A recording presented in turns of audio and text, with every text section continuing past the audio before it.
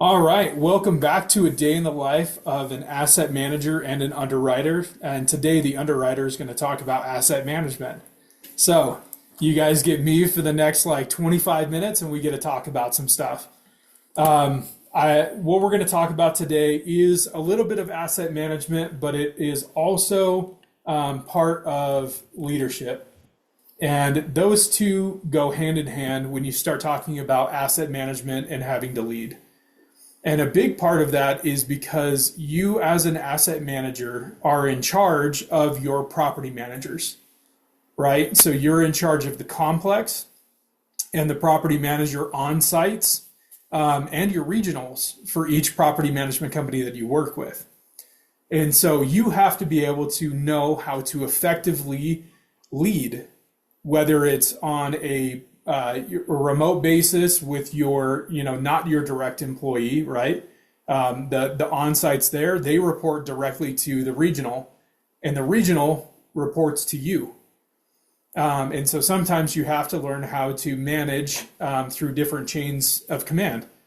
And so it's very important to learn that skill set of how do I have effective communication? How do I get people kind of where we're going and how we're going to do it? So what we're going to talk today about is something called SMART goals. I'm sure a lot of you guys have heard of SMART goals. Who here has heard of SMART? Got two, three? No SMART goals for you, Kim? Oh, wow. All right. You're gonna learn yourself today.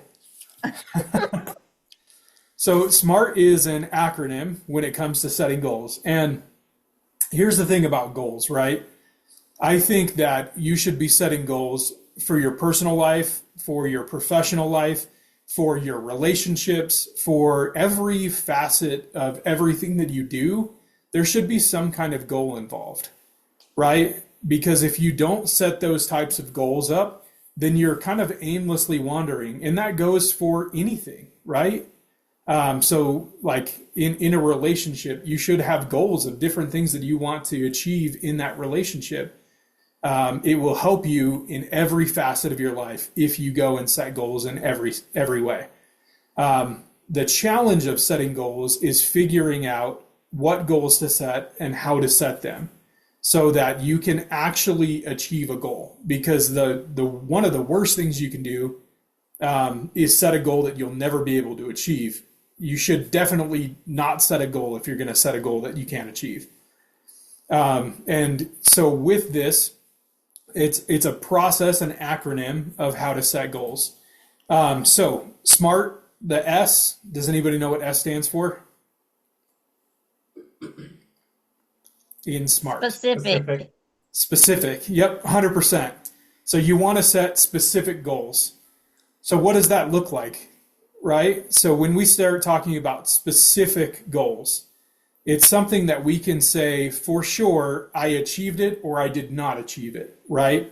It's a yes or no question. It's very black and white.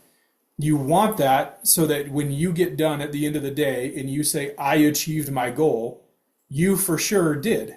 It's a very simple thing, but there's so many times where we have a goal in life but it's not a yes or no question. It's always a moving target. And we never get to the target, so we never feel like we've accomplished anything. We never feel like we've actually done what we set out to do because the next thing is always pushing it farther. So setting a specific goal allows you to have benchmarks as you go through your goals to say, yes, check mark, I did this. So specific is the first one. M is the second one in SMART. Does anybody know what M is? I think it's measurable. Measurable. 100% yes, measurable. So you have to have some kind of measuring stick when you're going through and you're saying, hey, I'm doing these goals. And that could honestly be a unit number, right? Like I want to be the asset manager for 1,000 units or 100 units or 10 units, right? But it has to be a very measurable thing that you're doing because you can't just say like, I want to be a better asset manager, right? Like how in the world do you measure that you're a better asset manager? Now, if you say, I want to be a better asset manager because I want to have my controllable expenses under 50%, now you're talking about specific and measurable, right? You have a number that you can weigh it against, and you're very specific in the category of your controllable expenses. Okay? All of that makes sense to everybody? Measurable. Make sure that you can measure your goals. A, does anybody know what A stands for? Attainable. Attainable. Yep. Or achievable, kind of depending on how you want to frame it, right? Same word or different word, same verbiage, all that fun stuff. And we talked about that a little bit before we started into this process, where you need to make goals that you can actually hit, right? If you're asset managing 0 apartments right now, 0 units, don't set a goal for yourself of 1,000 units, right? I think that that's a very good long-term goal. And if you have benchmarks leading up to that, then you're good there, but you have to be able to achieve it, right? Like if you set a goal that you can never hit, like I have weight loss goals that I've set in my life, and I have benchmarks as I lose weight that I'm like, yeah, I did it, and I can get that feeling of accomplishment for doing those things, but I will never be able to weigh 180 pounds. Like my frame will not handle me being that low of a weight. I'm 6 foot tall, which is not like super tall, but it's tall enough, right? But I've always had really broad shoulders and a barrel chest, and like I've just been a bigger guy my whole life. I would look deathly ill at 180 pounds. And so I should never say, hey, that's an achievable goal, attainable for me. So set attainable, achievable goals. Oh, I keep doing the thumbs up, and I just saw it like thumbs up myself. Sorry. Next one is R. Does anybody know what R stands for in SMART?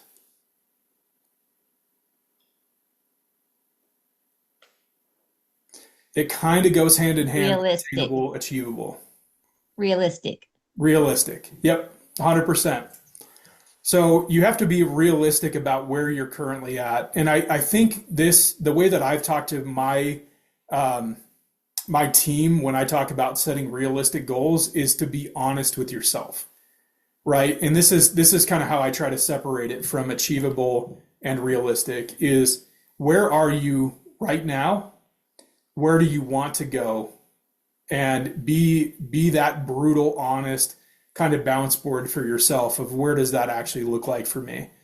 Because again, goals should help you aspire. They should help you achieve. They should help you do things. They shouldn't always crush you. You know, like in goals should be a positive thing. And that was one really hard thing that when I was a manager, like trying to teach my employees that setting a goal is not a bad thing. And for some reason, it was a really negatively connotated thing for them where they're like, oh, if I set this goal and I don't hit this goal, then like bad things happen. And it's like, that's not what it is at all. And so you might have to talk to your regional and change their mentality about goals. You have to have that conversation with them, with SMART goals, with how do you feel about setting a goal? And if we don't hit it, it's not a bad thing. It means that we need to work on something. Is the goal too high? Is it not the right goal? Are we focusing on the wrong thing?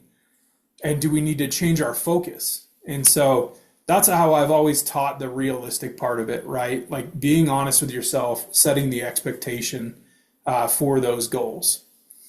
All right, and then the last one is T in SMART. Does anybody know what T stands for? Time bound, time something. Yeah, timely, timeline, time bound, all of those. It has to do with time, right? And a lot of that is in multiple facets, right? Because and that's why usually it's like timely, because there has to be a benchmark for like, hey, this needs to get done within X amount of time. And I've had to use this even last week with my property manager, where I'm like, hey, by the end of next week, I need photos of the renovated units that we did. right? Like you need to set boundaries, timelines for whoever you're doing these goals with. And if they're with yourself, you need to set those times for yourself where it's like, hey, this is a check-in for me. How am I doing? And it needs to be that puts a sense of urgency on it, right? That's the other part of the time is that you're moving forward with a sense of like, okay, I have X amount of time to do this. And so you shouldn't give yourself too big of a window because then it becomes not urgent, not important. But you also need to give yourself a little bit of grace or the person that you're working with in order for them to do it. Because let's all be honest, whatever goal you set, that might be your number one priority, but that's not the only thing that's happening in your life, right? We all get busy. We all have stuff that we have to do on a day-to-day basis, and it can't be an all-consuming, all-encompassing thing. And so you have to be able to say, I give myself 2 weeks, and in 2 weeks I will do these things. And that plays into the last part about setting SMART goals, and it's not part of the acronym, but something that we've talked about on here is your say-do ratio, right? We've talked about what are you going to say that you're going to do, and then what do you do that you say? And are you above 50%? Are you above 90%? And I even told you guys when I talked about it then, are you doing that with yourself? When you tell yourself, I'm going to go do these things, are you at a high level of a say-do ratio with yourself? And like, I'll be honest with you guys, and I think I told you this last time, like, I have a really high say-do ratio. Like, if I tell somebody I'm going to go do something, I do it. I have a very, very low say-do ratio when I tell myself I'm going to go do something. When I promise myself, because I am bound by my word by other people. I never want other people to think that I'm not going to do what I'm going to say. But with myself, I'm not honest with myself. And I'm working on that, right? Like that is one of my goals that I've set is to have a better say-do ratio with myself. So, sorry, that got into a little preachy. I didn't mean to do that. So we talked about SMART goals, right? So specific, measurable, attainable, realistic, and have some kind of timeline, right? And that is the absolute best way, in my opinion, to set goals. Because you have these 5 measuring sticks that every single goal that you put together should have. So if you're writing out a goal, just write SMART down at the bottom of the goal and then ask yourself, is it specific? Is it measurable? Is it attainable? Is it realistic? Do I have some kind of timeline associated with this goal? And then move forward with that goal. And like I said, it's very, very much the same in every facet of your life, your professional life. Or if you're giving a goal to somebody else that they need to set, right? And the thing about it is that if you're a GP or you're an asset manager or you're working with other people, you need to be giving them the opportunity to either set their own goals or set goals for them. But you have to be in a head place and be able to give them a type of goal that they can do. And that it's a great way to do it. So work with your regionals, work with your teams, work with your KPs, and get those goals set up. And then when you've figured out your professional life, turn it personal. Turn it to your relationship. Turn it to your faith. Turn it to whatever you need in order to improve your life. It will be better. Does anybody have any questions about goal setting or the theory of SMART goals? No. Lorik, question for you. Yeah. How have you seen goal setting help you interact with regionals and property management companies? So there's kind of two, I guess, ends of this. So part of it, very, I guess, asset management specific is if you've heard us talk about kind of our complex community mindset, a lot of that has to do with changing things on the property, whether or not that is uh, tenant base, if that is community improvements, so like upgrading the playground or upgrading units or that kind of thing.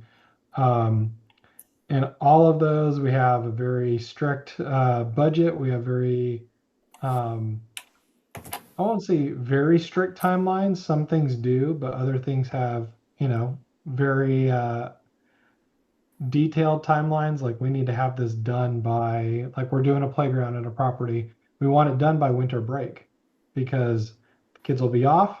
They're going to be there. It will be something that they can use. Um, so we definitely try and set those goals, those SMART goals, when it comes to those timeline events that we need to put into place with our on-sites and our regionals, because we need to be able to hit those goals to help us hit our business plan.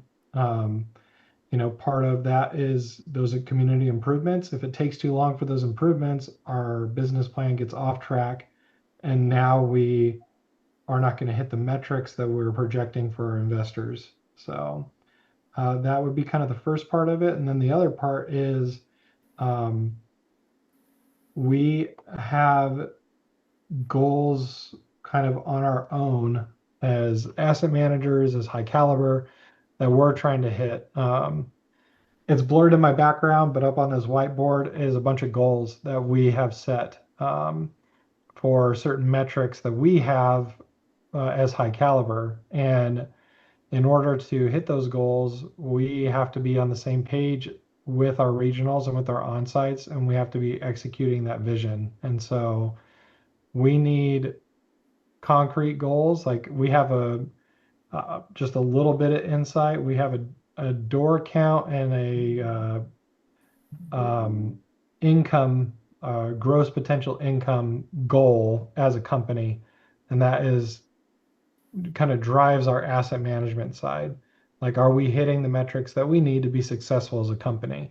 Um, and so we kind of disseminate that information down to our property levels, and then we can go to our on-sites and our regional, or go to our regionals. Sorry, chain of command. We're not going directly to the on-site. That's the regional's job. So going to our regional and saying, this is our business plan. This is what we need to do, and we can derive those numbers and that timeline from our goals. So kind of two ends of it. One's from our syndication business plan perspective, and then one is from our high caliber multifamily as a company, our business plan. And so we definitely use this system to kind of set timelines and benchmarks for ourselves and kind of make sure that we're all on the same page. Like our business plan with our partners matches our business plan for ourselves. And then that business plan is being executed by the property. So, Yeah, and we at High Caliber we have business plans and goals set up for the company as a whole, and then each arm of the company, the asset management side, the acquisition side, the education side, every single part of our company has different branching goals off of our main goals that we have for our company. And so that is one thing that I do recommend highly is if you don't have goals for your company yet and or goals with your partners, then you need to make those and then get more granular and figure out the different sides of your business, right? Even if it's a GP LP, what are your goals from that standpoint, right? Like you're a GP in your deals that you do, but you should also be an LP in your deals because you should be investing in your own properties. And so what are your goals for those? And if you're on paper, if your goal is just to make money, like you're never going to hit it, right? It's not measurable. It's not specific. right? So go and sit down and figure those out where you guys want to be and how you want your company to operate. Cool. Yeah, we Thank you, have a, Lauren.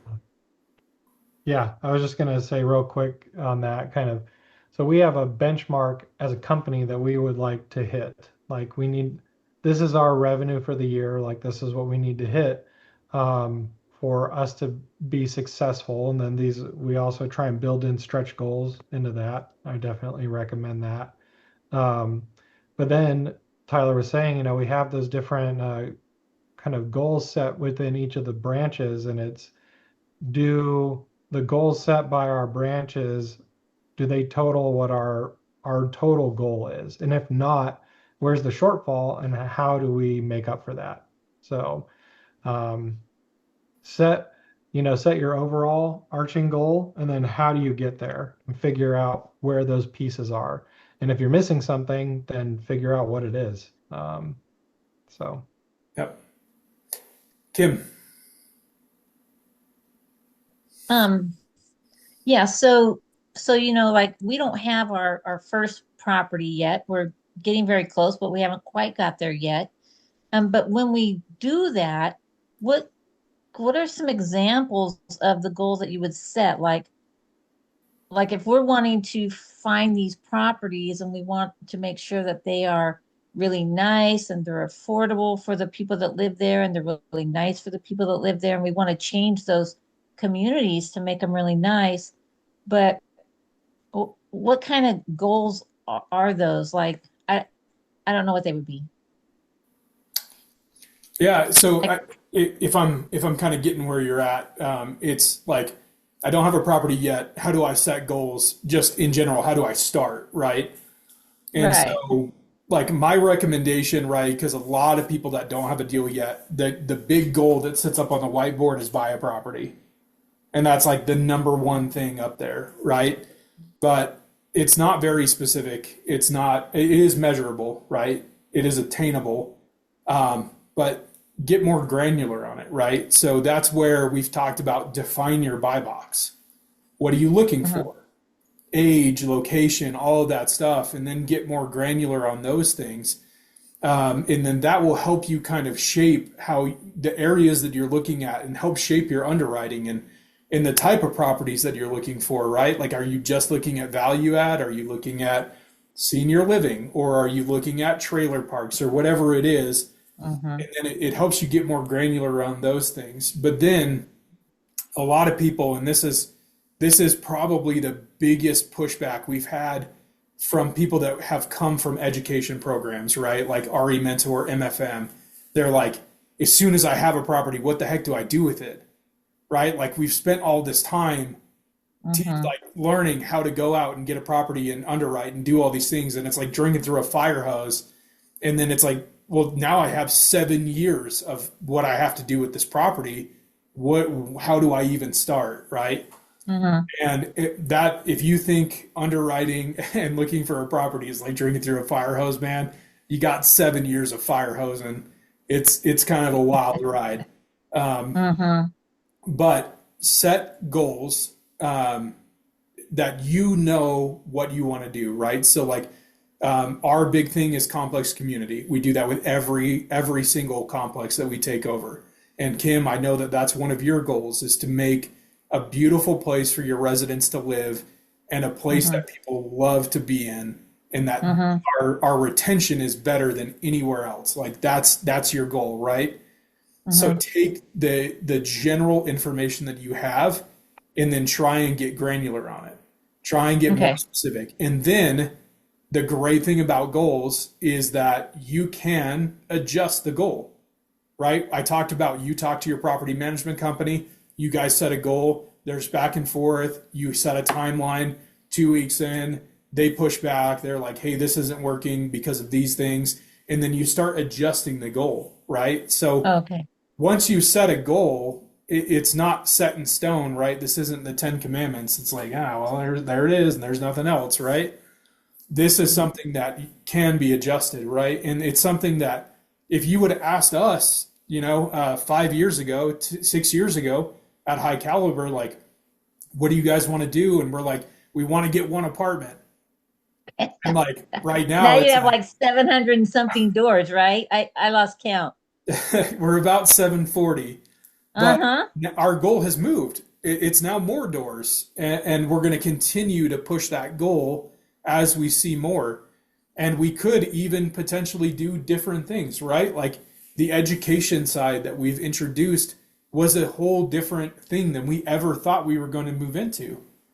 And so it's okay for your goals to change as long as they're helping your overarching goal, like Laura talked about, right? At High Caliber, we have the goal, and then we have sub goals underneath, and all of those sub goals need to roll up to help and equal what our main goal is.